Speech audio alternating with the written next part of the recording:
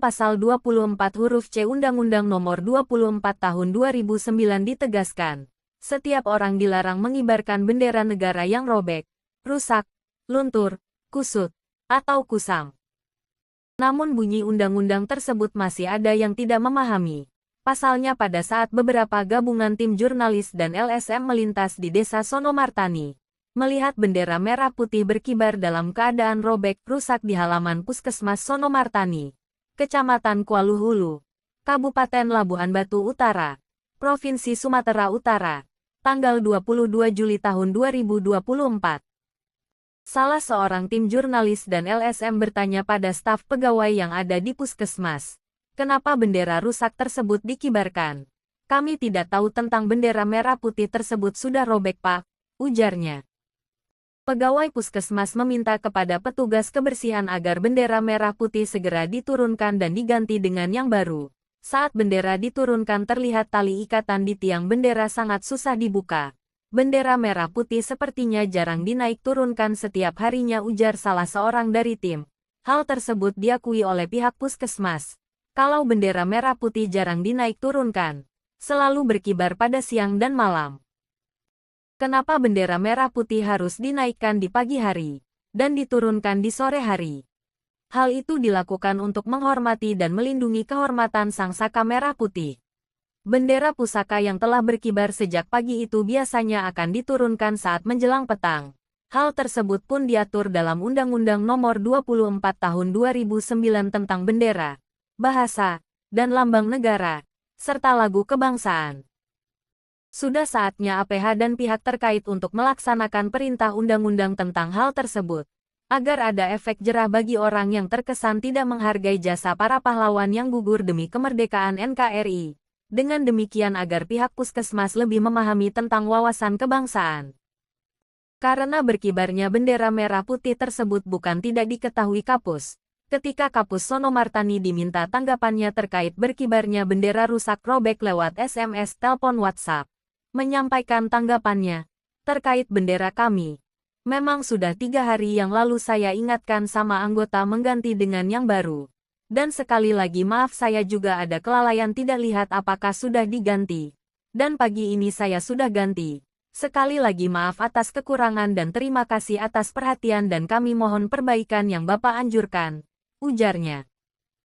Dengan terbitnya pemberitaan ini, apa yang sudah dilakukan dan akan dilakukan Pemkab Labura melalui Dinas Kesehatan dan instansi terkait, tentang wawasan kebangsaan dan pemahaman mendalam mengenai identitas, sejarah, budaya, dan nilai-nilai yang melekat dalam suatu bangsa. Untuk kebersihan kamar mandi di puskesmas, apa yang sudah dan akan dilakukan Ibu Kapus, tanya awak media. Oh sudah Pak, itu memang airnya Pak, karena air di desa puskesmas kami pakai sumur bor biasa. Setiap hari itu diganti dan setiap hari karatnya naik Pak. Airnya berkarat Pak. Beberapa tahun lalu memang puskesmas kami sudah dapat sumur air bersih yang dalam itu Pak. Tapi hampir setiap bulan rusak sanyo akibat pasirnya naik. Jadi kami pakai air bor biasa dan kemungkinan besar itu agak tampak lebih kotor Pak. Gara-gara para bapak tukang bangunan juga keluar masuk ambil air, dan lain sebagainya Pak. Setiap pagi itu dibersihkan Pak. Pungkasnya, Selasa, tanggal 23 Juli tahun 2024. Atas hal tersebut, Pemkab Labura melalui Dinas Kesehatan dan instansi terkait, harusnya memberi perhatian khusus tentang air bersih di Puskesmas Sonomartani. Untuk mendukung tentang Kementerian Kesehatan launching buku profil ketersediaan sarana air, sanitasi, dan higiene di Puskesmas tahun 2020. Publikasi ini, selain ditujukan sebagai data kondisi dan keadaan sanitasi Puskesmas dalam rangka pencapaian target SDGs, juga untuk memberikan dorongan kepada pemerintah di tingkat daerah untuk memperhatikan kerentanan puskesmas sebagai potensi sumber infeksi dan penyebaran penyakit pada masyarakat. Maka, perlu dilakukan perbaikan ataupun peningkatan kondisi sarana air, sanitasi dan higiene yang lebih baik atau menuju layanan paripurna, jelas Sesbadan Balitbangkes.